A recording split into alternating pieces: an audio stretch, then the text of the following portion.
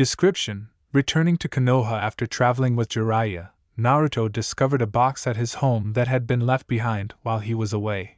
Prologue. Meet the Kyuubi. Memory. The sun was beginning to rise over Konoha. The village began to wake up, reluctantly moving. Residents began to take to the streets, hurrying about their business. Shops and restaurants opened, shinobi replaced their comrades, guarding the peace of the village under the cover of darkness. Gradually everything returned to its usual rhythm. This fate did not spare the students of the academy, who were about to graduate, and therefore being late was an unaffordable luxury, although there was one who did not seem to care much about it. And this student's name was Naruto, who was considered almost the worst student at the academy. And not in vain, because in his class he confidently took first place in the number of absenteeism and reprimands from his sensei. This morning for the blonde began as usual. First, breakfast with noodles, except for which he seemed to eat nothing, then developing a plan for what kind of hooliganism he would commit today. And an idea came to his mind, which can no longer be called petty hooliganism. He was going to paint the stone faces of the Hokage, the people responsible for governing the village, hidden in the leaves. The ironic thing about this situation is that Naruto's greatest dream was to become Hokage. The Jinchuriki of the Nine Tails was confident that by becoming the head of the village, he would finally gain recognition and respect from the villagers, and that he would definitely surpass all previous Kage. He had long been interested in this idea, because the population of Konoha, at best, ignored the guy since childhood. The older generation completely despised him and spat in his direction, and set their children up for similar behavior, and only a few people treated him truly well. These were the owner of his favorite eatery, Ichiraku Ramen, Tuchi, and his daughter Ayame, Hiruzen Sarutobi, the current Hokage, Hinata, the possible heir of the Hyuga clan, who had long been in love with the blonde, and Iruka Sensei, who was Naruto's teacher at the academy, and despite to the fact that he often scolded him for his behavior, tried to find a common language with him, and sometimes he succeeded. Iruka was not immediately appointed as a teacher in Naruto's class, and at first he even tried to refuse this position, but the village head insisted. At first, Iruka really didn't have a relationship with the wayward blonde, but they still became friends and loved spending time together in Ichiraku. Getting ready to go, he put on his usual outfit, consisting of a black t-shirt with the Uzumaki clan mark on the back, orange pants, and green glasses. From home, he grabbed his jacket, which he tied at his waist, as well as a brush, and went to get paint, with which he intended to carry out his idea of decorating the monuments. Having bought the paint, he rushed straight to the faces of the Hokage in anticipation of good entertainment. He had been caught more than once decorating someone's windows, the walls of houses and the academy, and even the Hokage's residence, but today he decided to outdo himself. As Naruto walked, he constantly noticed glances full of contempt on himself, and once again thought, "What did I do to deserve such an attitude towards myself? Why am I so despised? Of course, I may not be perfect, but I didn't do anything that could cause so much anger in my direction, right?" Uzumaki reasoned. "Yes, perhaps you're right," the blonde heard somewhere inside. "What? Who are you?" Naruto screamed. People started looking sideways in his direction. It seemed. The blonde wondered and continued moving towards the stone faces. The strange voice did not appear again, and Naruto calmed down, deciding that he had imagined it after all. Realizing that if he walked too slowly, the guards near his intended target would have time to change, he accelerated. He had no shortage of speed and agility, and therefore a few minutes later he was already standing on the nose of the first Hokage, Hashirama Senju. For a second, thinking about whether his dirty trick was worth the time spent, he chuckled evilly and began to splash and smear paint on the monuments.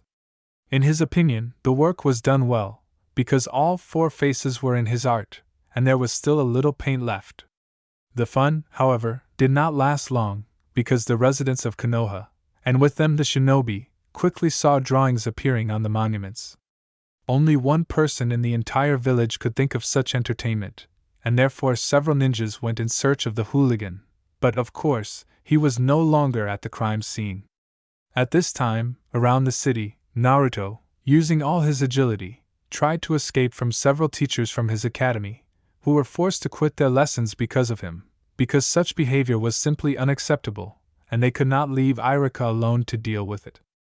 Uzumaki even seemed to be amused by this chase, because he managed to make grins and sarcastic comments towards those catching up. But at one moment, trying to stick his tongue out at the struggling teachers, he crashed into a pole at full speed, not noticing it on his way, and at the same moment collapsed to the ground, losing consciousness. He woke up in a very strange place that he had never seen before. Having touched the site of the injury, he found neither a bruise nor a bump. There was nothing there. Rubbing his eyes, he saw only darkness behind him, in which he could not see anything, but in front of him he found a dimly lit corridor leading straight to some kind of huge grate, in comparison with which he seemed very small. Realizing that there was no point in moving into the void, he went to the cage, finding water under his feet. How strange! Where can I be? Uzumaki reasoned, trying to understand what was happening. Approaching the cage, he saw a circle around which there were many different symbols. This is probably a castle, Naruto guessed. You're smart, said a mysterious and menacing voice, which the blonde had already heard today on the way to the mountain where the Hokage's faces were carved. Where am I and who are you? Naruto shouted, realizing in panic that the voice was coming from the cage, and it clearly belonged to someone very massive, because a person could easily leave this cage. You're in your subconscious, Naruto, the voice answered. How do you know my name? The blonde began to get more and more scared, and his knees were shaking more and more from the unknown. I know everything about you, because a long time ago I was sealed into you, the creature answered calmly. Who are you? The blonde shouted in horror, losing all self-control. And you go to the cage and find out, the creature said in a commanding tone. Uzumaki's legs stopped obeying him, and he headed towards the darkness inside the cage, but he could not go into it, because of the horror overwhelming him every minute. Come inside, the creature said in the same tone. You're just in your head. Not much, but it calmed Naruto down, and he closed his eyes and took a step into the void. Suddenly, something hidden inside revealed itself. The blonde saw huge white fangs, but it was nothing compared to those red eyes that exuded bloodlust and hatred. And then Naruto could no longer stand it. He screamed in indescribable horror and lost consciousness. Uzumaki woke up with the same scream, which he did not have time to finish, being in his subconscious. Realizing with relief that he was again on the streets of Konoha, he exhaled and smiled, attributing what happened to his sick imagination. However, he did not have to rejoice for long, because he felt a gaze on him that did not bode well. Behind him stood Irika, who was infuriated by the blonde's action. Hello, Irika-sensei, Uzumaki greeted. You have no idea this happened to me now. But they didn't let him finish. I don't want to hear anything. What did you do? Why are you skipping classes again? With each sentence the teacher lost control of himself. Well, you know, this is the thing. But he was interrupted again. Your action goes beyond all possible boundaries. Now you will go to class with me, and in the evening, under my supervision, you will scrub everything until it shines, do you understand? Irika snapped. Yes, Uzumaki answered with disappointment. Great. Let's go to class, Irika said, calming down a little. Entering the classroom, the blonde saw the usual picture. Shikamaru Nara and Kiba Inuzuka were sleeping on the last desks, eating another pack of chips, Choji Akimichi, a thoughtful Hinata, a strange boy named Shino, who never changed his raincoat and his glasses. And of course, he couldn't help but notice the crowd gathered around the genius of the academy, Uchiha Sasuke. As always, this gathering was headed by the blonde Ino Yamanaka and Sakura Haruno, Naruto's secret lover, who was also Ino's main competitor for recognition from the cold brunette, indifferent to everyone around him.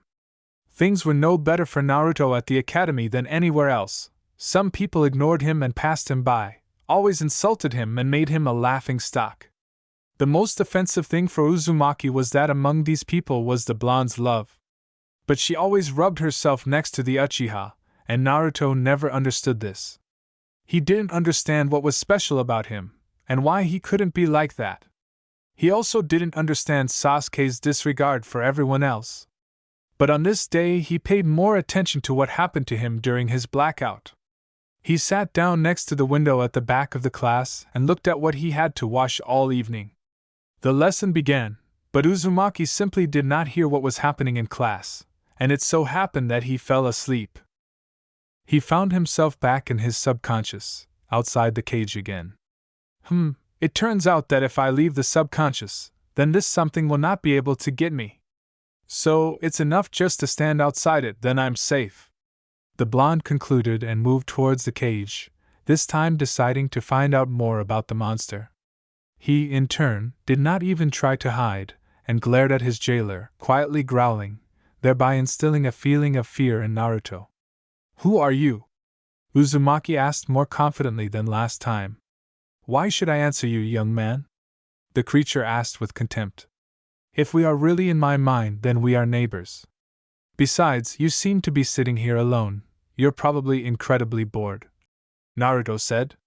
You can't even imagine how much! The monster roared. Exactly. So I think nothing bad will happen if you tell me who you are, Uzumaki said. I am the nine-tailed fox, or Kyubi if you like, the fox answered with undisguised pride. What did you say, nine-tailed fox, the same one?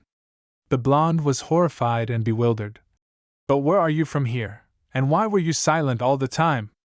It seemed to me that you were not ready for dialogue until today, Kyubi answered. So what, you've been watching me all this time? Did you see everything that I did, what I felt? Naruto asked more calmly. Yes, answered the fox. I told you that I know everything about you. What were you doing here alone? Asked Naruto. At that moment he woke up from someone shaking him. Eh? What's happened? Naruto blurted out sleepily. An indignant Iruka stood next to him and said, Naruto, you hang around somewhere for half a day, then come to class and dare to sleep? Then, because of you, everyone will have a test on the transformation technique, said the teacher. Damn. You are a jerk. Why does everyone have to suffer because of you? The voices of students addressed to Naruto were heard. I don't care about you, said the blonde, and thought to himself. Damn, I screwed up in front of Sakura-chan again. It seems she will be angry for a long time. You still have to be able to manage to fall asleep during class, Kyubi said sarcastically. But there was nothing to be done, and everyone began to gather in front of Iruka-sensei. The first was Uchiha, who, of course, passed easily, and left the class under the admiring glances of the girls. The number of students gradually decreased, and finally it was Uzumaki's turn. It seems like someone is about to screw it up again, the fox teased again. Shut up! Uzumaki screamed, and from the strange glances in his direction he realized that he had said it out loud. What a fool, I'm in your head, they can't hear me. I also see your thoughts, so there is no need to speak out loud. Couldn't you have told me before? Naruto replied irritably. Better save your strength, you still have to scrub off the paint, Kyubi said with a grin. Naruto still failed the test, and therefore there was nothing left but to go and scrub his art on the rocks in a spoiled mood. He slowly wandered towards them, accompanied by Iruka-sensei.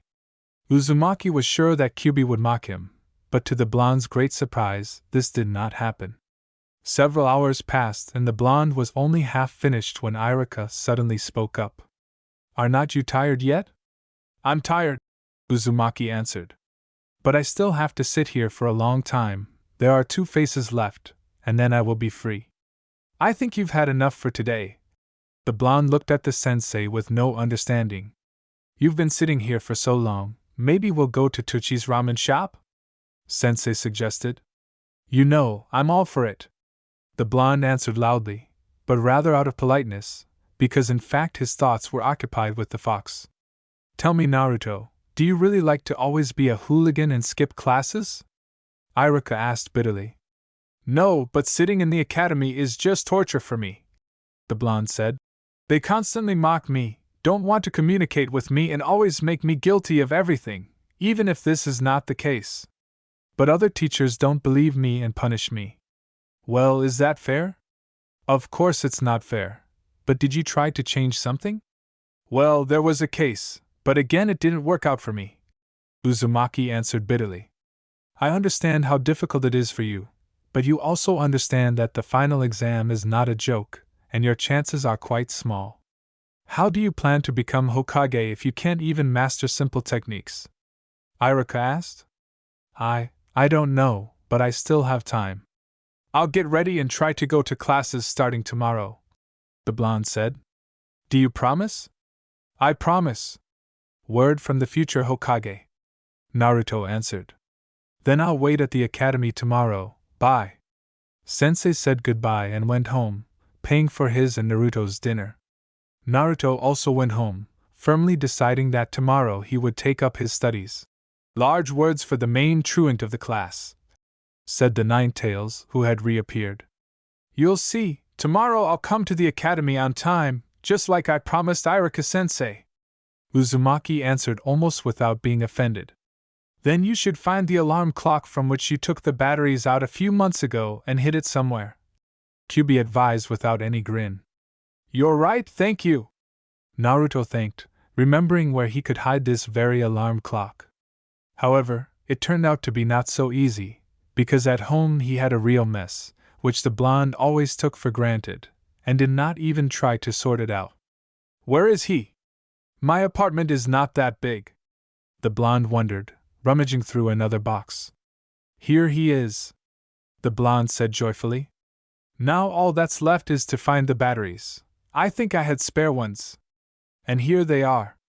Having set the alarm, Naruto was about to go to bed, but he could not sleep, thinking about what happened today, because it seemed that he had a new interlocutor with whom he would definitely make friends. He tried to share this thought with Kyubi, but he did not answer him. Nothing, not all at once, the blonde thought and realized that he was falling into sleep. End of memory. Homecoming. Part 1. What are you thinking about, my student? Jiraiya asked Naruto, about to put out the last fire on the way to Konoha. Yes. I remember the day when I met Kyubi, the blonde answered with a smile on his face, simultaneously collecting his backpack and sleeping bag. These things became Naruto's faithful companions during his travels with the Sannin, because they often had to be in places where there were no settlements where they could comfortably spend the night. Even though his backpack was noticeably worn out because of this, and several holes appeared in the bag, Uzumaki flatly refused to change them.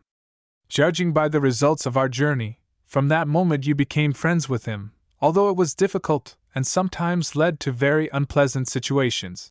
The hermit also answered with a smile, remembering his wound inflicted on him by Naruto when he lost control over the fox. The situation could have taken a catastrophic turn if Jiraiya had not sealed the Kyubi back in time. After this, Kyubi did not try to get out of his Jinchuriki. On the contrary, they began to communicate often in Naruto's subconscious. From that moment on, training on the control of the Ninetales chakra went uphill. Towards the end of his training, Uzumaki was briefly able to enter Ninetales chakra mode, which gave him enormous speed, strength, and the ability to summon additional arms made entirely of chakra. Well, no one said that subjugating a demon was an easy task, Naruto answered. The Sannin could only nod in agreement. Having finished getting ready, the two shinobi continued on their way towards the Leaf Village.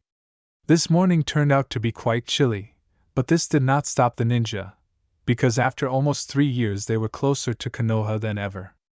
Each walked, immersed in their own thoughts, but both were very glad to return soon and were looking forward to a quick meeting with their friends and acquaintances. The shinobi planned to reach the main gate of the village by lunchtime, so as not to set up camp somewhere in the deep forest again, but to find themselves in warm beds, and for lunch to taste delicious ramen, which Naruto had not eaten since leaving the settlement. After several hours, they finally approached the main gate. Inside Uzumaki, nostalgia, a feeling of delight, and joy for a quick meeting with his friends raged. He was all on edge, but unlike himself 3 years ago, he tried to appear calm, even if a slight smile gave him away. The guards couldn't believe their eyes when they saw the Sannin and the young man next to him. The travelers headed deeper into the village, but their paths diverged. Naruto wanted to go home first to leave his things, and only then go to Tsunade, and the Sannin headed straight to the Hokage residence. Naruto couldn't believe it, but he was finally home and the feeling was indescribable. One of the pictures that he found on the way home was a joint trip to a restaurant between two jounins, Kurenai and Asuma. They weren't wearing their usual shinobi garb. Asuma was wearing pressed black pants and a white shirt, while Kurenai was wearing a red dress, very clearly emphasizing the charms of her figure. The behavior of the jounins also raised certain questions among Kyuubi and the blonde. After each remark, Asuma rubbed the back of his head and smiled, trying not to show his embarrassment. Things were apparently even worse for Kurenai, because her whole face was burning, and she constantly looked away at the floor, as if trying to see something there. Nice. Who would have thought? The fox commented on what he saw. No, of course there were guesses, but for something like this, I always considered her to be non-criminal and not very emotional. What happened here while I was away? Uzumaki wondered. Something tells me that this is not the only event that will make me wonder what happened during our absence here. Yeah, but it's even more interesting this way. After all, if you look from the other side, it would be strange if nothing changed at all in 3 years, right? Naruto asked. I think so, and yet, I have a strange feeling about today. The Bijou shared his thoughts. Continuing his movement through Konoha, the blonde managed to notice many familiar faces. He greeted each of them and asked about what had changed here during his absence. Among these people was team number 8 in full, who, due to the absence of a mentor on the training field, decided to go for a walk together, and at the same time tried to find out the reason for the frequent absences of the sensei, which, unlike some other jonin, such as Kakashi, was extremely punctual. At first, Naruto couldn't believe his eyes when he saw his old friends, who had changed almost beyond recognition, like Uzumaki himself. Instead of a small puppy, Naruto saw a huge dog, which, if it stood on its paws, would be larger than its owner. Shino finally changed his cloak, and Hinata grew up and became a real beauty, who, however, did not change in any way in her behavior next to the blonde. When Naruto came close enough to greet her personally, Hyuga, as before, blushed and was about to faint, but managed to control herself. Uzumaki himself could not get enough of her, looking at her up and down, making a stupid smile, making the already red Hinata more and more embarrassed. She was saved by the approach of Team 10, who were also searching for the sensei. Seeing Naruto, Ino and Choji also rushed to their friend, and Shikamaru, without changing his habit at all, moved towards the crowd in a half-asleep state, wanting to greet the blonde. The team members also changed, especially Uzumaki noted the matured Yamanaka, who now wore even more revealing clothes than before. Knowing the hot character of the blonde, Naruto tried to squeeze forward without making the same mistake as with Hinata, because he could greatly regret it. Nevertheless, Naruto was pleased with the meeting, because in 3 years he had managed to miss all of them quite a lot. The mood kept improving on the way home, but passing by another restaurant, he suddenly noticed one kunoichi and stopped dead in his tracks. There could be no mistake: dark purple hair, a beige raincoat, a fishnet suit that flaunted her feminine charms and which made the blonde blush every time he looked at it. And of course, her gaze, exuding a thirst for challenge and testing. Naruto immediately remembered the day they met. Memory. Team 7 was in the waiting room with other participants in the upcoming exam. The blonde looked around, assessing those present. The first to come under his gaze was the ever-frowning Sasuke, who, as usual, was thinking about something inaccessible to others. Then he noticed Sakura and Ino glaring at each other and throwing insults at each other. The blonde didn't hear their conversation, but he was willing to bet all his money on the fact that he knew who the subject of the dispute was. Looking further, he noticed the already sleeping Nara, who was able to fall asleep despite the noise in the hall. Sitting next to him was Choji's teammate, eating another pack of chips. I think these are your weakest opponents, Kyuubi concluded. Why such conclusions? Asked the blonde. Think yourself? 1. Instead of preparing and assessing opponents, she quarrels over that idiot Sasuke. Another eats all the time, without even thinking about interrupting this activity for even an hour. The third one is completely asleep. Although, I would be afraid of him. His father is an extremely smart strategist, and his son could easily inherit this trait. It's worth watching him more closely. The fox finished his thoughts. At that moment, a man with numerous scars on his face came into the hall and called everyone into a large audience. At the sight of this man, Naruto got goosebumps, and he tried to sit so as not to catch his eye. Sakura and Sasuke were several rows behind the blonde, which put him in a rather awkward position. The man with the scars introduced himself. It was Marino Ibiki. Naruto had heard his name before, but couldn't remember who he was. Afterwards, Ibiki asked his colleagues to hand out papers with assignments, and at the same time began to explain the rules. With each of his proposals, Naruto's faith in his success plummeted. A person who does not complete a single task correctly will be excluded from the exam. After which he paused. Along with the rest of the team. After that, Naruto literally began to tear his hair out, because now his absenteeism was coming back to haunt him. He could not solve even those tasks that were designated as the simplest. He desperately called out to the fox, but he was also helpless. With every minute the blonde fell into more and more despondency, realizing that he would set up the entire team and his sensei if because of him they would fly out from the first stage. His only consolation was that almost everyone present was in a similar position. So you're not in that state, but you need to think logically. Could it be that almost everyone cannot decide anything? I don't think all of them were as stupid as you. I'll try to remember what that examiner with the scars said, Kyubi reasoned. Having calmed down a little from the words of the fox, the blonde tried to look for clues. So, he said, that we have an hour and a half for 9 questions, after which he will give the 10th question personally to those who volunteer to answer it. But how will this help me now?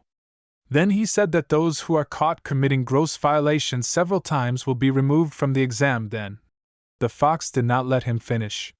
So that's it, he said. Gross violations? That is, the point of this exam is for you to cheat, but unnoticed. How come I didn't realize this before? The demon said with a bit of sadness. But I don't even have any techniques for this, and my neighbors haven't made much progress. So what should I do? Naruto panicked. The girl next to you has more than half done. Try copying from her. It's better than a blank sheet, suggested Kyubi. What if they notice? Several people have already been taken out. They don't make comments, they just write down. What if this is all a setup to force me to reveal my intentions to cheat? Naruto asked. Yes, you're right, this Marino is cunning, but you have few other options, said the fox with confusion. Naruto began to panic more and more as his friend heard. Naruto, write to me if you want, said Hinata, sitting next to him, bringing the blonde and Kyubi into a state of genuine shock. This is definitely a trap, Naruto thought, but still turned towards the piece of paper handed to him. And then Naruto realized that the examiner had written something down in a notebook, easily recognizing such a stupid attempt. Damn! The blonde cursed to himself. The clock hand showed that the guys had about 5 minutes left, after which they would be given a chance to leave here having passed if they answered the last question correctly. This is the end, thought the blonde. A few minutes later, the voice of the chief examiner was heard, announcing the end of the written part, announcing the conditions for answering question 10. You can refuse to answer, and then together with the entire team you will leave this building with the possibility of a retake. If you decide to answer and fail, you will remain a genin forever. You have 5 minutes to think, Marino said with a grin, after which people began to come out in teams one after another. The Uzumaki sat with a stony look, not understanding what to do next. And suddenly Ibiki loudly announced to the rest, You have all passed to stage 2. As it turned out, question 10 was a mental test. Those who left were considered incapable of making a decision in a difficult moment, which is unacceptable in the life of a true shinobi. He also said that in the evening they would see their instructor for the second stage. The blonde's whole life flashed before his eyes at that moment, and he was infinitely happy with his luck.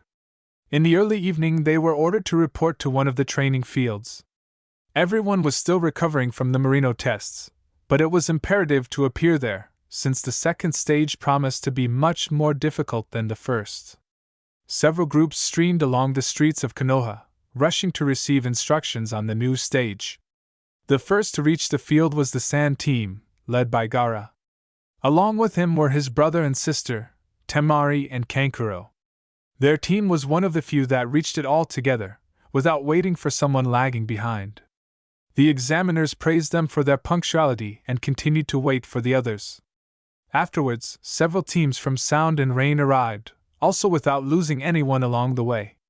Then the Kurenai team appeared, consisting of Shino and Hinata, but Inuzuka managed to be late despite all the warnings of his demanding sensei.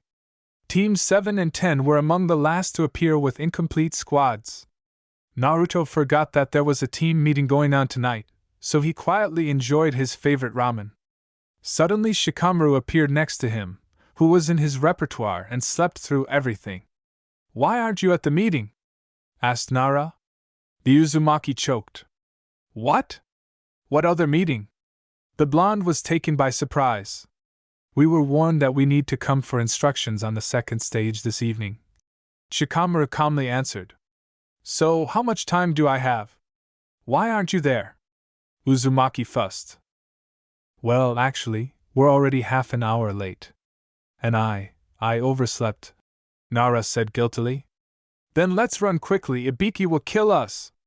Naruto quickly immersed himself in ramen, and having paid Tucci, went at full speed to the field along with Shikamaru, who had the same opinion about Merino. They arrived last, and therefore they were all greeted with angry looks, especially Sakura, who was already heading towards the blonde, scratching her fists.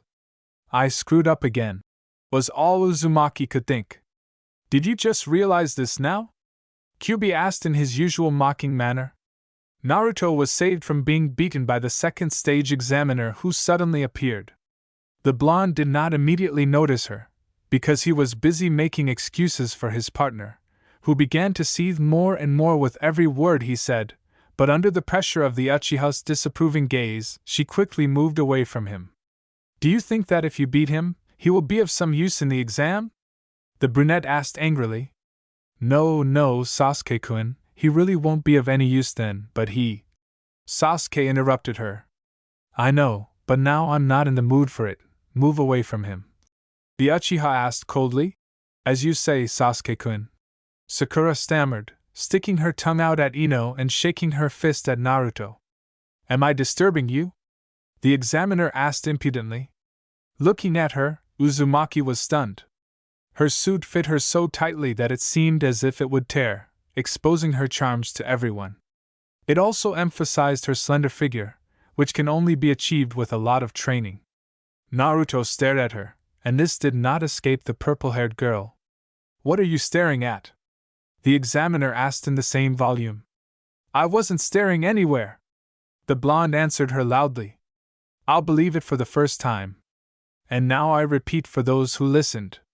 My name is Anko, and I am responsible for you at the second stage. I warn you right away that those who are late tomorrow morning will be expelled from the exam along with the rest of the team. The Forest of Death is a difficult test in which you can die, so now you will sign your consent to participate, of course, if you intend to participate. What could possibly happen in this forest? How can an ordinary walk kill me?" "Yes, Naruto began, when suddenly a kunai flew past him, injuring his cheek. The blonde didn't have time to come to his senses when Anko was standing behind him, holding him close and whispering in his ear. "It seems you got hurt somewhere, handsome. You cannot do it this way." Anko then made the blonde blush as she began to lick the blood from his face. She did it slowly, with pleasure, pressing him to her, thereby forcing him to rest against her elastic. Naruto was stunned, as was everyone around them. Having collected the last drop and smacking her lips, she said, "You're delicious, blonde. I like you?" After which she giggled playfully. Uzumaki looked like Hinata and was about to faint. Okay, I'm all flushed," Anko said in the same playful tone. Your reaction is simply priceless. I hope to see you again. Afterwards she blew him a kiss, deliberately running her tongue over her lips. End of memory. Yeah, that was something if I were you. The fox dreamed, but he was interrupted by Uzumaki. Damn, she noticed me! Naruto realized. So, who do I see? Is it really my favorite blonde who has appeared? The kunoichi spoke even more playfully than that day. You haven't forgotten me, have you? And no, Anko-sensei, hello! Naruto shook at the sight of her, remembering that moment again and again. Good, very good. You can't even imagine how bored and lonely I was here. She came close to the blonde and began touching him with one hand and stroking his hair with the other. You have matured so much in 3 years. I can't wait until you can tell me everything. The jounin did not let up with her advances. Anko-sensei, I have to go. I'll do it some other time, okay? Naruto tried to escape. So how are you doing with me? You disappeared for 3 years, and now you're leaving me again, aren't you ashamed? Anko pretended to pout. Do you really have some urgent matters that cannot be postponed, HM? Tsunade-sama called me, you know, she can't be kept waiting. The blonde man blushed more and more, inventing some excuses to make sure this would end. The Hokage's residence is on the other side, stupid.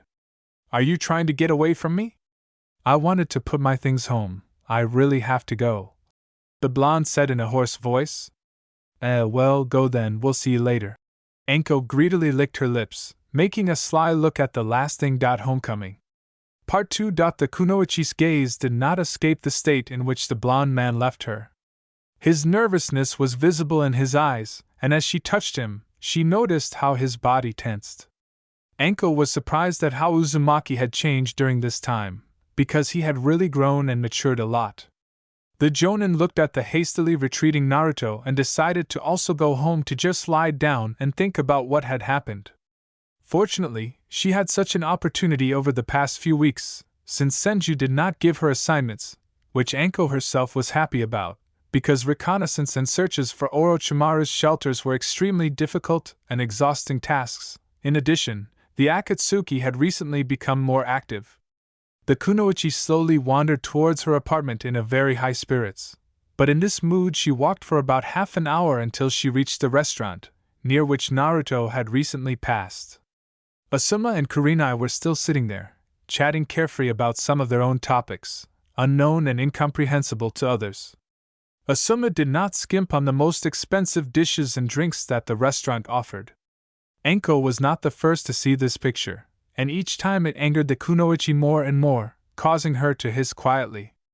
The Jonin was about to express to a couple of her thoughts that they had slightly cleaned up going to restaurants, but somehow she managed to restrain herself. She had long seen Kurenai as a rival, but never advertised it, because, unlike the Genjutsu master, she actually had nothing to brag about. She tried to start conversations with her Jonin friends, but each time it turned out to be a failure. Guy could not stop training for a second. His eternal rival in the person of Kakashi seemed to be constantly hovering somewhere in the clouds, or was extremely busy reading Jiraiya's books, with very non-standard, it should be noted, content, and there was nothing special to talk about with the copy ninja. Ebisu could not see beyond his ego, although some found it quite funny, and when Marino appeared, Anko involuntarily shuddered. The kunoichi was jealous of Kurenai, but she never even hinted at it. Even before Asuma, Yuhi was not deprived of fans who constantly invited her on dates and other similar events, while in most cases the attitude towards Mitarashi was simply restrained, because with her extremely contradictory style, which she clearly had no intention of changing, the kunoichi only provoked the most pleasant feelings. Anko diligently tried to get rid of this image, but nothing came of it, and they reacted to her as before, which greatly hurt Mitarashi's pride.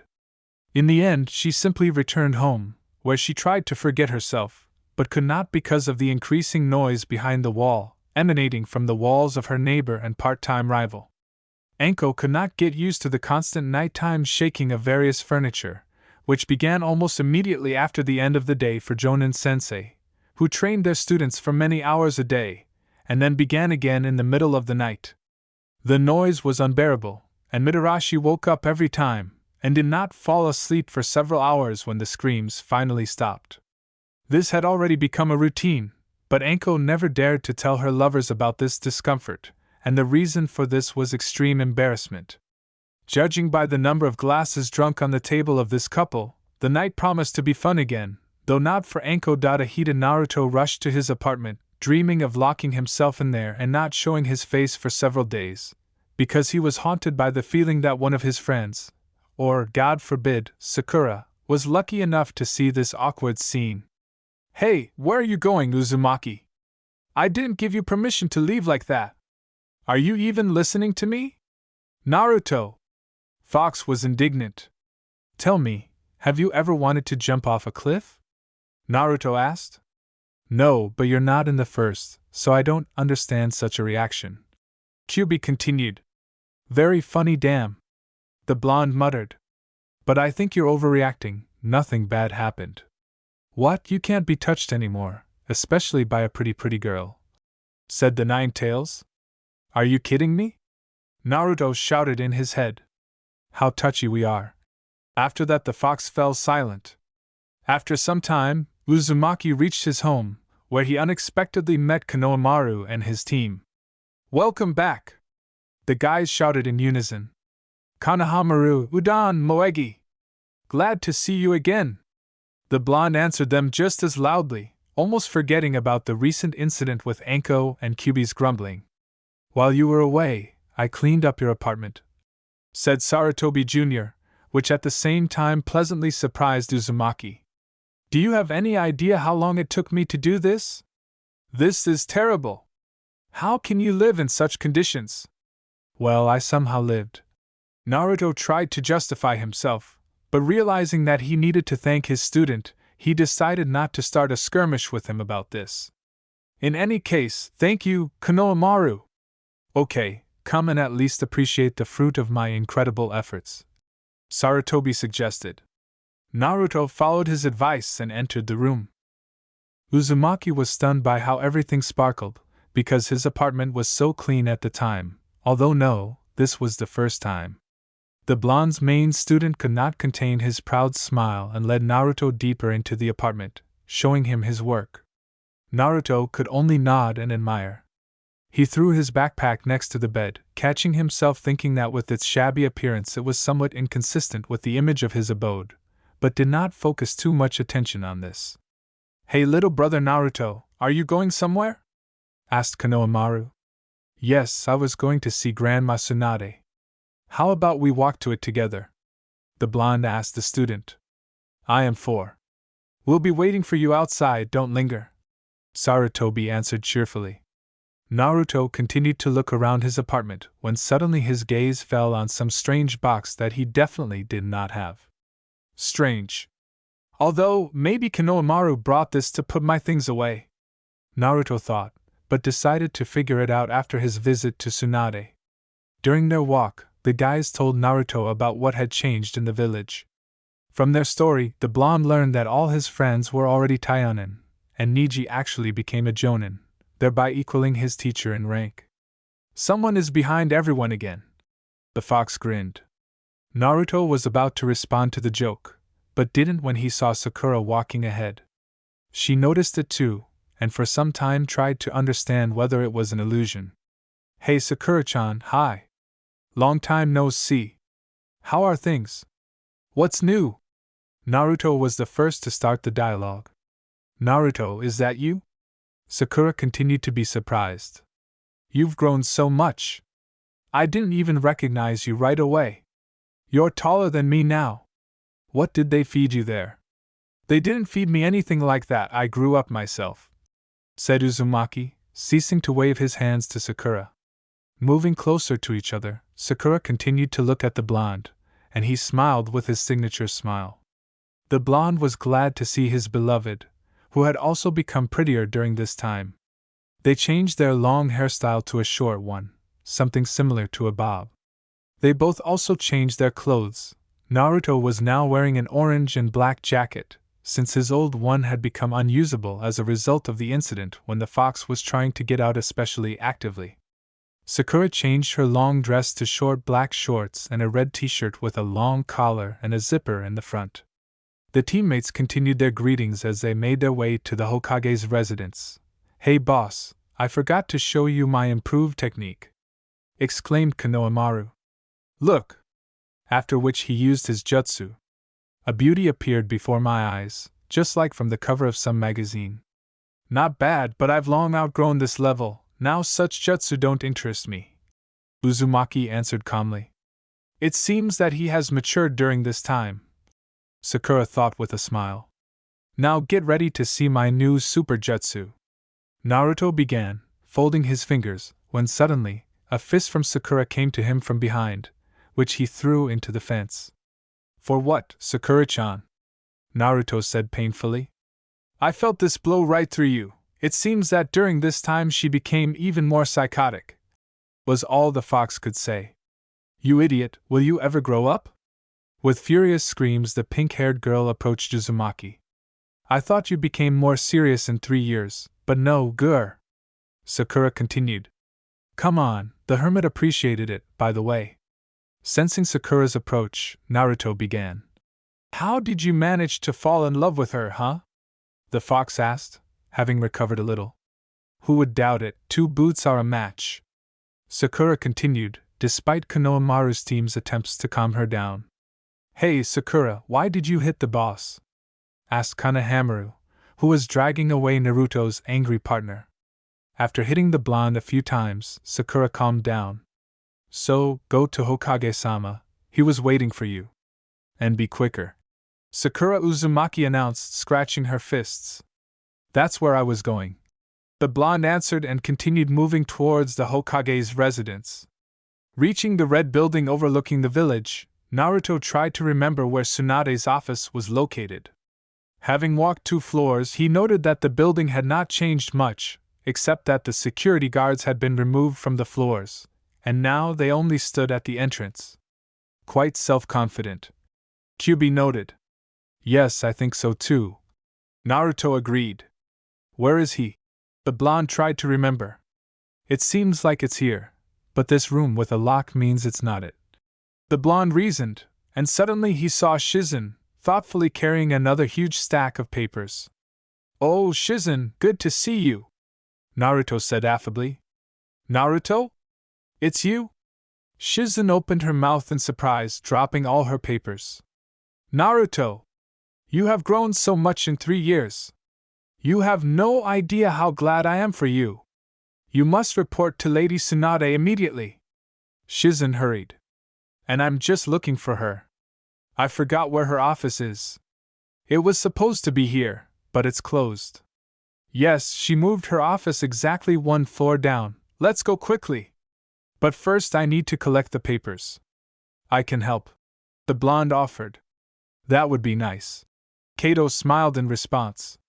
They quickly collected the papers and went to the 5th Hokage. It seemed that these two had switched places, because instead of Uzumaki, Shizen burst into Tsunade's room, screaming and without knocking, and Naruto calmly walked in, carrying a stack of papers. "Lady Tsunade, Naruto is back," said the assistant to the village head. "I already know, Jiraiya told me," Tsunade answered calmly, nodding towards her former teammate. "Hello Shizen, long time no see," the Sannin greeted. "Are you here too, Mr. Jiraiya?" Shizen asked. "But of course, I couldn't let my student go alone, otherwise he wouldn't have reached you. What makes these conclusions?" "I know how to use a map," stated the blonde. "I'm joking," answered the hermit. "Jiraiya told me about your successes during your absence. You did well." 5th entered into dialogue. "However, I want you to tell Kakashi about them. He just returned from a mission and should be at one of the training grounds, so go to him as soon as possible, he will be glad. And don't forget to give him my new book," Jiraiya asked. "As you say, perverted hermit." "I went," the blonde said loudly and ran out of the office. Naruto rushed towards the training grounds, but not finding a book in his jacket, he went home, remembering that he had left it in his backpack. "I put it in the inner pocket of my jacket, as long as it was in the backpack, otherwise Jiraiya will definitely kill me," Naruto became worried. Yes, if you lost its first copy, then you will have a hard time. You must take it to the printing house in 2 days, unless of course you forgot about it. The fox warned. Now we need to at least find her. I'll always have time to carry her. Naruto noted. Soon he reached home and began searching. The book ended up at the very bottom of the backpack, pressed down with kunai and other useful paraphernalia. Here she is! Uzumaki exclaimed triumphantly. Now pack all your mess back into your backpack, otherwise little Sarutobi tried in vain, and for many years that you've been here, I'm tired of seeing your mess. The Ninetales stated in an orderly tone. You're right, we should throw everything back into the backpack. Naruto agreed and began cleaning. After a few minutes he finished, rubbing his forehead. His gaze fell again on the new box under the bed, and he decided to take a look at what was there. Hey, come on later. You'll be late for your meeting with Kakashi now. I don't want to listen to his instructions. Uzumaki Kyubi hurried. Come on, he never came on time, and I haven't been home for almost 3 years. Besides, I have a gift for him. Naruto answered calmly and headed towards the box. Homecoming. Part 3. A gift from a stranger. So what? He will remind you of your lateness forever. The fox did not let up. It's just a box. What can keep me here for long? Naruto retorted. Okay, do as you please. But I still have a bad feeling. The fox gave in, but his feeling really told him that this was not the best idea right now. The Kyubi's warning did not stop the Uzumaki, and he reached under the bed, taking out the box. A little dust had collected on it, but it was clear that the box had been put down not very long ago, because Konohamaru had been cleaning here a few days ago, according to him, and did not mention this box, saying that he had put things on the bedside tables. Maybe he forgot to tell about her. Or did one of your friends leave it? But who? I met almost everyone, but no one seemed to mention that they were at my house. Then who left it here? The blonde wondered. Naruto shook the box and heard something rolling around inside. Opening it, he saw a letter and a rather large scroll. Deciding to read the message first, he opened the envelope and unfolded the letter, beginning to read. Hello, Naruto. If you are reading my message, it means you have already returned to your home. During your travels with the Venerable Sannin, you once stopped in my village, where we met. You helped me a lot that day, and I didn't know how to thank you. I thought about this question for a long time, thinking first to pay you with money, but I decided that it would be too easy. Besides, from your conversations I found out that you are extremely interested in new powerful techniques, and were very actively interested in everyone in our village. Could they teach you anything? Unfortunately, we are no longer a military village, and we have not specialized in training shinobi for quite some time, so, unfortunately, I cannot help you with military techniques, but I hope that you will appreciate my gift.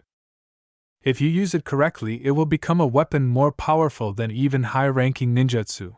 But do not get carried away with its use, this can lead to disastrous consequences. I hope you find it useful. I think that your teacher would appreciate it, but I don't think it's worth informing him right away. Enjoy your gift, Naruto, and thank you again.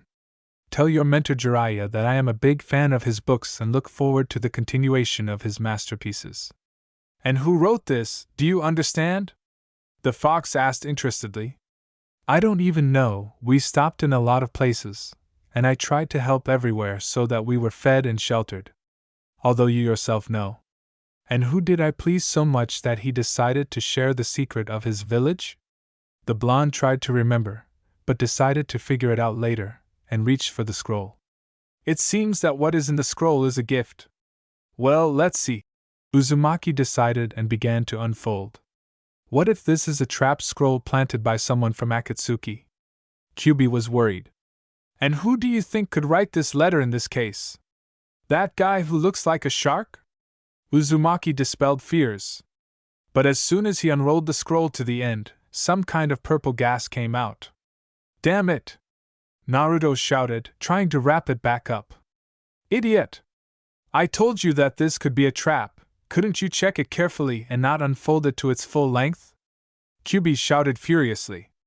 I'm losing consciousness. Run to the window, the gas should disappear faster, the fox advised, starting to panic. Naruto rushed to the window, but realized late that his legs were no longer able to support him, and he was seeing double. The blonde touched the handle, but his hands betrayed him. Uzumaki began to fall, losing consciousness, and hit the windowsill hard, and then also the floor, instantly passing out. Sakura and Kakashi stood silently, waiting for their comrade. Kakashi did not come on time, as he was forced to write a report on the task he had completed, but in the end he came, unlike Naruto. He had been gone for over an hour past the scheduled time, and his partners were starting to worry. It wasn't that Uzumaki was always responsible and was never late, but such delays were something new even for him.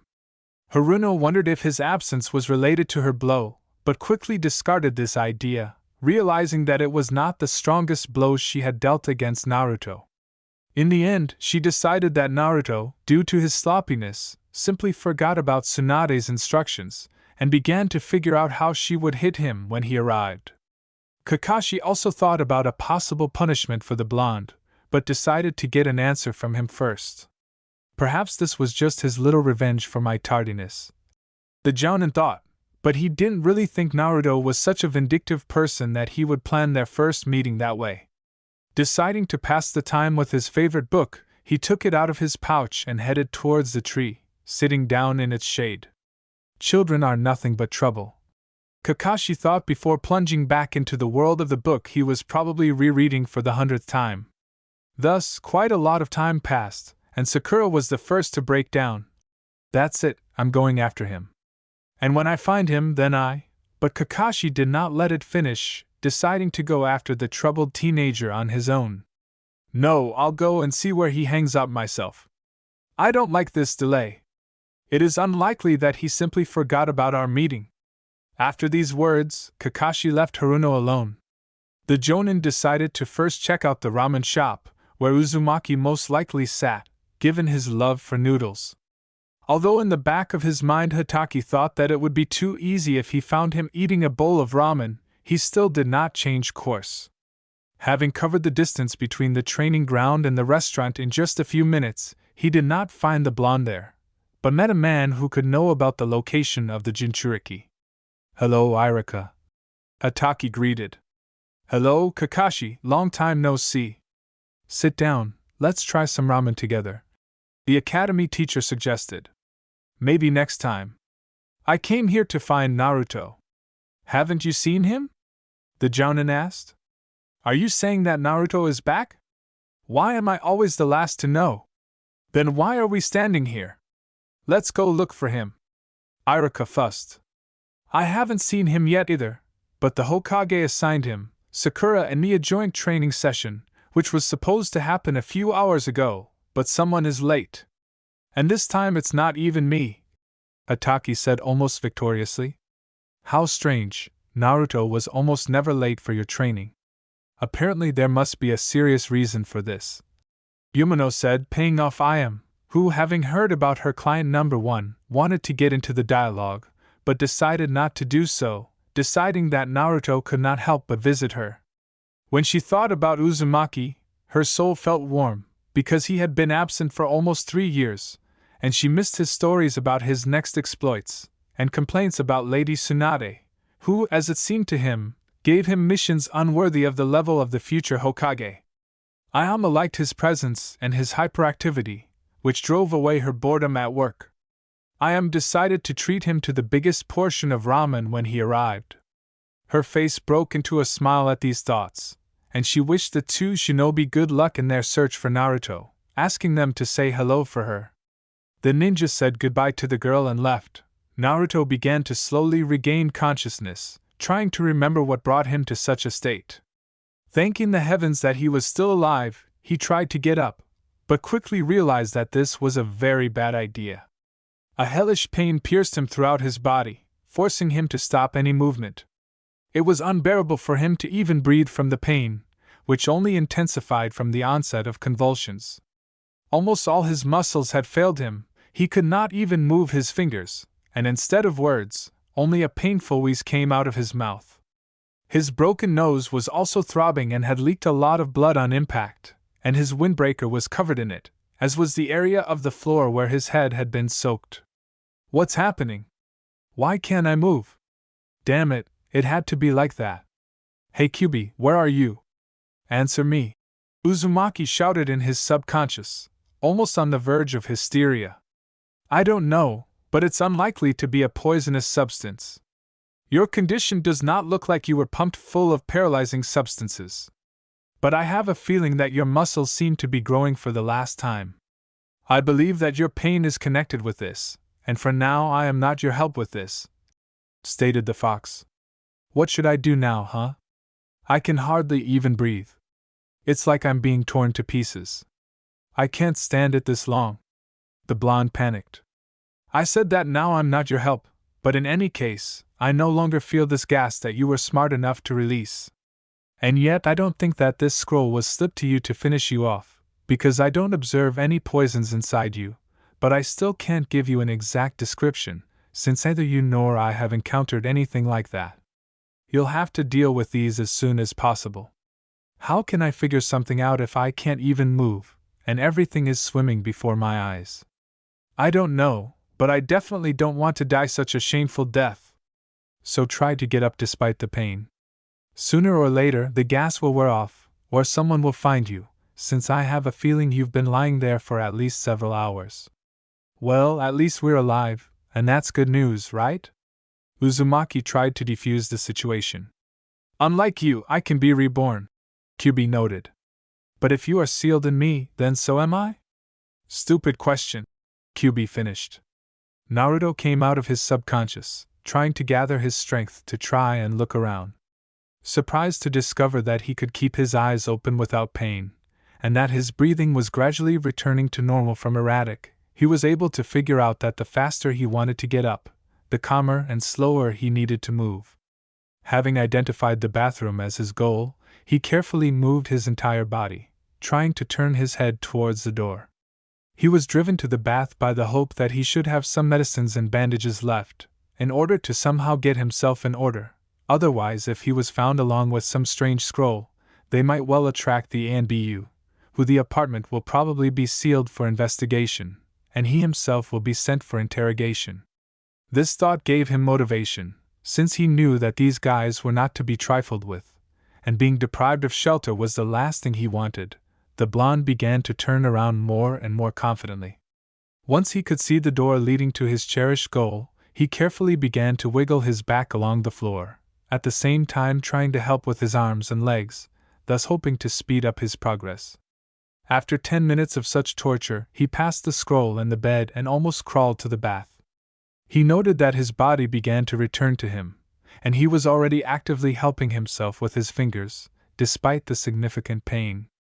After another 5 minutes, he finally reached the door, which, luckily for him, was open, which he took advantage of, crawling worm-style into the room. He caught his breath for some time, after which, overcoming incredible pain, he was able to roll over onto his stomach. So, now you need to lean on something so that you can rise a little, advised the fox. However, Naruto himself came to this and, not finding anything below the laundry basket, crawled towards it, this time pulling himself up a little with his hands, which was an undoubted success. With his arms somewhat functioning, the process went noticeably faster, and soon he began to make attempts to rise, and after a huge number of times he managed to twist himself so that he could sit down, leaning his back on the wall. Half the job is done, look for the first aid kit, the fox commanded. Naruto, slowly turning his head, tried to find at least something useful, but of course, there were no bandages or medicine. Well, why did I crawl here then? Uzumaki asked himself. Cold water won't hurt you, so get up and head to the sink, Kyubi advised, without leaving a commanding tone. However, they both understood that for a person with almost paralyzed legs, this was an extremely problematic task that could bring even more suffering. But Naruto also understood that his sitting would not give him anything, and he was forced to agree with such a plan. He desperately clung to the wall, trying to rise, but his hand only slipped, peeling off his skin. However, Uzumaki was not one to give up quickly, and he came up with the idea of channeling chakra into his legs and arms to cling to surfaces. Unfortunately, chakra did not respond well to him, and concentrating it even in one place was a difficult task, and he decided to rely on his hands, which moved away from the action of the substance noticeably faster than his legs. It took an incredible amount of effort for Naruto, but he was able to feel the chakra flowing into his hands, and he ended up clinging to the wall with one hand and reaching up with the other. Naruto remembered the tree climbing lesson Kakashi had given Team 7 during the mission in the wave, and felt much more helpless than then. The Uzumaki spent a lot of time trying to get himself to his feet, but they were almost weak and could not hold him for more than a few moments, which was terrible news. "Hey, I need chakra, mine is only enough for my hands." Naruto turned to the fox for help. "Your chakra channels are damaged, and I direct mine to regenerate them. When they recover, I will be able to properly direct chakra to your legs, and the process will go faster, so be patient and try to stand up on your own," answered the fox, concentrating chakra throughout the blonde's body. Since Kyuubi was transferred to the state of a Jinchuriki, he was also quite weak, and the process was extremely slow. "What a horror! If Sakura-chan finds out about this embarrassment, she will laugh at me. You should know that this pink-haired girl infuriates me. She's too annoying to be around. The fact that she is a girl does not give her the right to wave her fists and lecture everyone. And about her manic passion for this damned Uchiha, because of whom we almost died, I'm generally silent. Sasuke like this, Sasuke like that, you can't even imagine how much this infuriates me. When we get there, I want compensation for that shame in the Valley of the End. You will have to beat him until he has the strength to activate his damn eyes. And I don't care what Haruno thinks about this, do you understand me? Stop talking about my friends like that. Sasuke is my friend, although he is wrong for leaving the village in search of some kind of power. Orochimaru deceives him, manipulating him with his thirst for revenge. Sasuke will not rest until he takes revenge on his brother, and this snake only needs the Sharingan from him, and he will do anything for him. That's it. Even a dumbass like you came to this, and the Uchiha voluntarily went to him, most likely without even suspecting that he was being scammed. Sasuke has a plan, I'm sure. He couldn't easily fall for something like that. I think he didn't want to be chased." Uzumaki justified his friend. "Yes? And what's the result? Your squad was divided, and you all acted alone.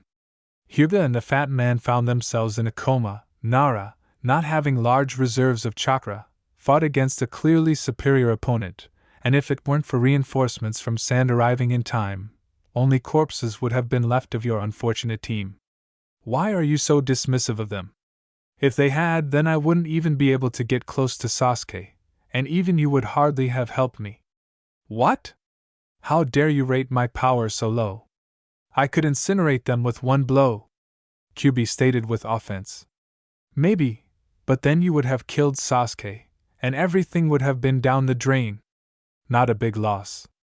In the first place, he was not worth taking such a risk by going after him. By the way, should I once again remind you that your beloved Sakura almost on her knees begged you to return him, but for some reason she didn't go with you? So comrade, you can't say anything. Although, it would still be of absolutely no use. All she did throughout all your missions and tests was cry and stand on the side while you and the Uchiha did all the work. And after the missions, all she did was admire this Sasuke. You defeat Haku, no gratitude from her.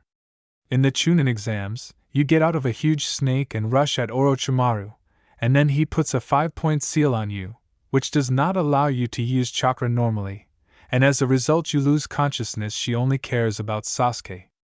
I put some kind of rag on your forehead and that's it, and so, they say, it will do. You defeated Gaara. The praise goes to that Uchiha again. During your journey for Tsunade, you learn an extremely complex technique, which ultimately forces the Senju to recognize you and return to Konoha, and again you have not heard anything from Sakura.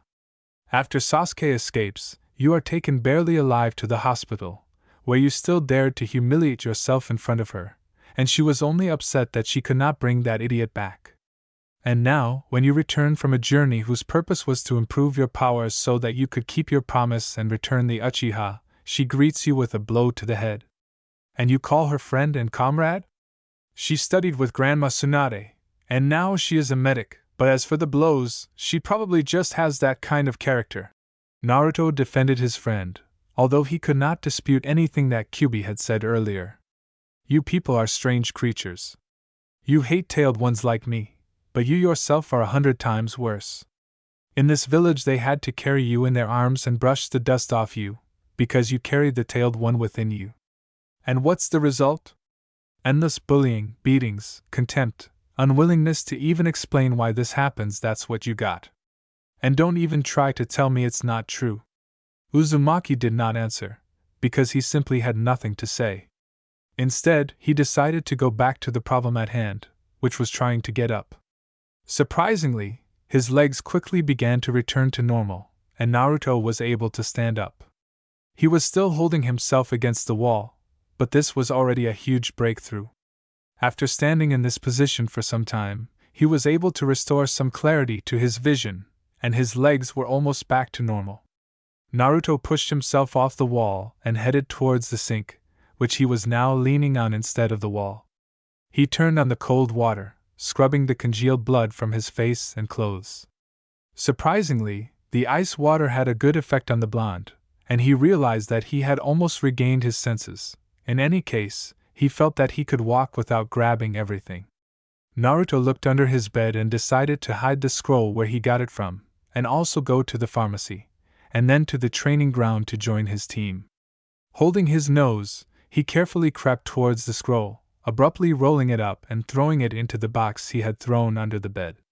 Promising to deal with her later, he took the backpack and began rummaging through it in search of money. Having found his last savings, he moved to the window from which he had originally tried to leave the apartment, and jumped out of it, slowly walking towards the pharmacy. He couldn't run or jump on buildings, so Naruto had to move at a walking pace to get medicine. Along the way, he caught the puzzled looks of passers-by, but since this was not something new for him, he did not focus his attention on it. When he got to the pharmacy, he bought a lot of bandages, plasters and painkillers for all parts of his body. The saleswoman asked why he needed so much medicine and what happened to his nose, to which Naruto made up a story about a sudden loss of consciousness, which resulted in a hard landing. The nurse offered to take him to the hospital, but Uzumaki refused, stating that he could handle his injury without the help of a qualified professional. Leaving the pharmacy, the blonde went to look for a shop where he could patch himself up, simultaneously thinking about the strange behavior of the nurse, who did not try to drive him away, as the previous employees of the establishment had done. On the contrary, she offered him her help in choosing medications, and even offered to take him to the hospital. Something is wrong here, Naruto thought. I've never been shown so much care by ordinary residents of Konoha, and my beaten appearance was clearly not the reason for such attention. Deciding that she was just a new girl, and would soon realize that Naruto was not very welcome here, and would become hostile towards him like everyone else, he nevertheless noted to himself that he really liked this moment, after which he concentrated on finding a place where he could sit down. And such a place was soon found. Sitting down on a bench in an empty park, he tried to apply the patch evenly to his nose, and after a few moments the job was done. Next, he was going to take all the painkillers he bought, but the fox dissuaded him from this idea, insisting that if Uzumaki drank everything at once, he would only get worse. Suddenly, he felt someone's gaze on him and began to look around. The violator of his treatment turned out to be Hinata, who, noticing the painful appearance of her secret lover, immediately rushed to him. Naruto, what happened to you? Hyuga asked in fear. Yes, so to speak. I suddenly felt bad, and fell, yes, something like that, Naruto answered, trying not to draw unnecessary attention to the story. You look very bad, are you not sick? I can bring medicine if you suddenly need it, Hinata offered, looking Naruto up and down. I already have medicine, but I don't know which one is needed to treat bruises. The blonde shared the problem. If you want, here is the ointment. It helps with minor cuts and bruises, Hyuga offered, after which she took out a bottle of ointment. Wow, is this by any chance not the one you gave me after the fight with Kiba in the exam? The blonde asked, noticing a familiar bottle. They are similar, but this one is much better. Hinata smiled and handed the bottle to the blonde, who did not refuse help and began vigorously rubbing the contents into numerous bruises. The ointment was quickly absorbed, relieving the pain at the sight of the blows, and Naruto sighed joyfully after treating himself. Hinata, your ointment works wonders. Now I'm definitely healthy. Thank you so much. Uzumaki thanked the girl and handed the bottle to his mistress. Hyuga blushed at the compliment and timidly replied, You're welcome, Naruto. Take care of yourself. I will try. See you later. Uzumaki said goodbye. Bye, Naruto-kun. The shy girl said goodbye. Ever since meeting the blonde, she had a strange feeling. Usually she tried not to look into his eyes out of extreme embarrassment, but now she simply could not take her eyes off him, feeling strange feelings. Not that it was anything new for her when Naruto was around, but this case was clearly different from any other. Chalking it up to his manly, beaten appearance, she decided to go home without pushing her luck. After some time, Uzumaki reached the desired training ground, where he should have been several hours ago. Ready to be there alone, he was extremely surprised to see Sakura, who was clearly not happy with something, and was taking out her anger on a tree. Uzumaki hoped that it was not he who caused the outburst of his teammates' rage, but their sensei, whom he did not observe at the training ground. Still, if he had not appeared at all, it would have raised many questions, since this meeting was the will of the Hokage, and ignoring it would have ended badly in any case.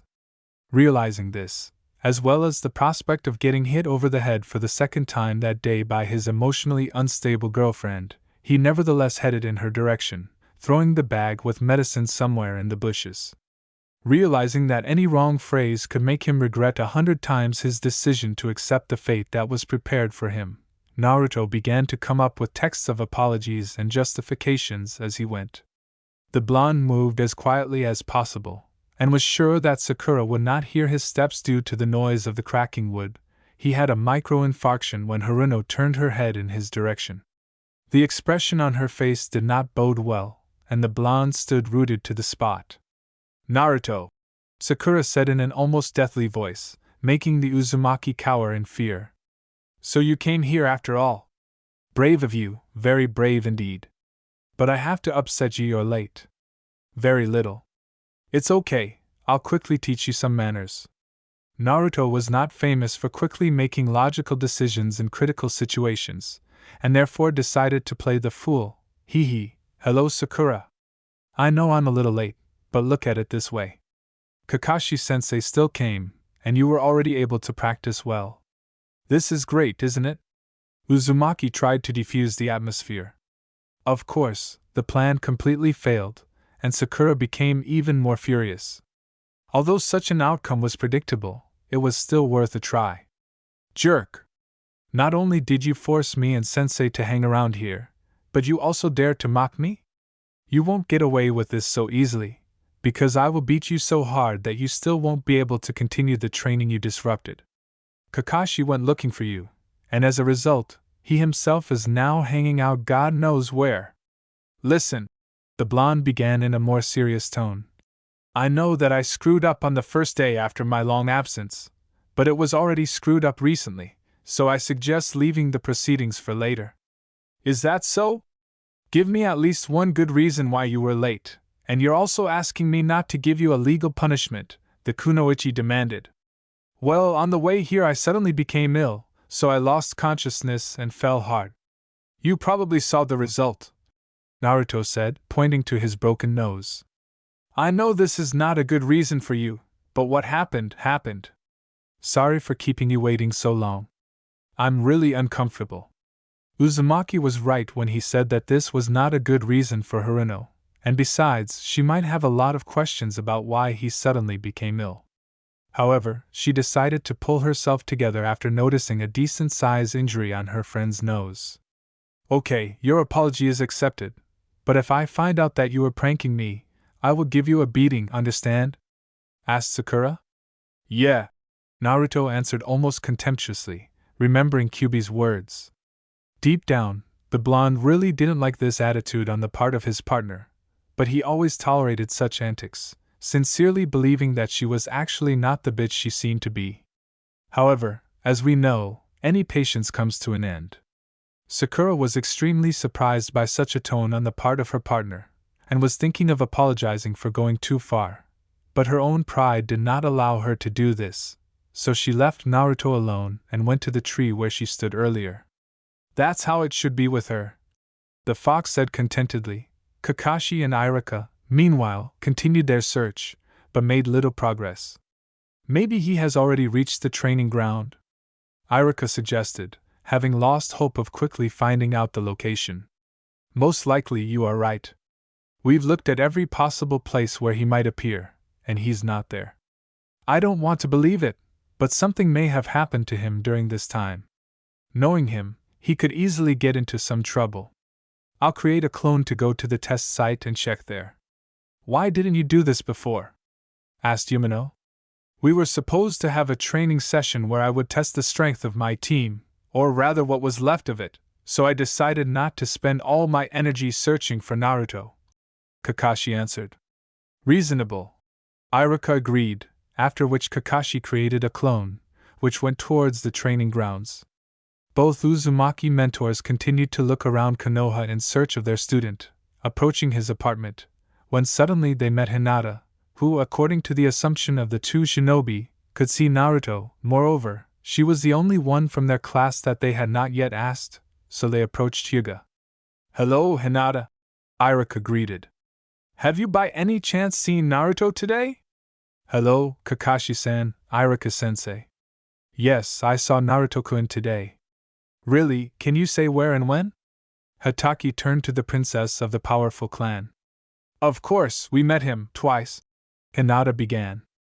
The first time we met him was early in the morning, not far from the Konoha Entertainment Center, when I, Shino-kun and Kiba-kun were looking for Kurenai-sensei. We already found this out from your comrades, Irika said with some disappointment. I see, said the girl, remembering her first meeting with Uzumaki today. In that case, my second meeting with him will probably help you more. The second time I met him literally about 10 minutes ago, in a park, not far from the training grounds. Naruto-kun said that you were supposed to have a training session, but he was very late because on the way he felt sick and fell, breaking his nose. Something like this. Hinata finished the story. I see, Naruto means it's in his repertoire. Anyway, thanks for your help, Hinata, Yumino said to his former student. You're welcome, Irika-sensei. I'm glad to help. If this is all, then, with your permission, I will go home. Of course, take care of yourself. Irika said goodbye. Apparently this is true. My clone sees Naruto at the training ground, in a beaten state. Thanks for your help, Irika. And you too, Hinata. I need to hurry to the training ground, since Sakura is probably in an aggressive state. After these words, Kakashi jumped onto the rooftops, rushing towards his students, and a few minutes later he was already there. Much to the Jonin's surprise, Uzumaki was still alive and lying under the tree, and Sakura was quite calmly practicing her blows. Well, hello everyone again, the Jounin began, standing in front of his students, who lined up in a row, albeit at a noticeable distance from each other. The tension between them could literally be touched, but Kakashi decided to leave the questions for later. Starting training. Hello, Kakashi-sensei. Sorry for being late, I'll try not to be late like that again. As an apology, I want to give you a gift. After which Naruto reached into the inner pocket of his jacket, from where he took out a green book written by Jiraiya, which Hataki recognized by its characteristic cover. Is that so? Well, thank you. The Jonin thanked the student and took the book. However, I think it's time to get down to what we all gathered for today with great grief. What will happen now does not quite fit the definition of training. This will be a test, similar to the one you had after the academy. After which he took out 2 bells. Since then, your skills, as I heard, have improved noticeably, so I will have to take advantage of this. After these words, Kakashi removed his headband, giving the students an overview of his dojutsu, which began to drill them with its gaze. Your task is to take these bells from me, but this time there is no time limit, otherwise the rules are the same. I hope that you have learned some lessons from the last such event. But fewer words. Let's start.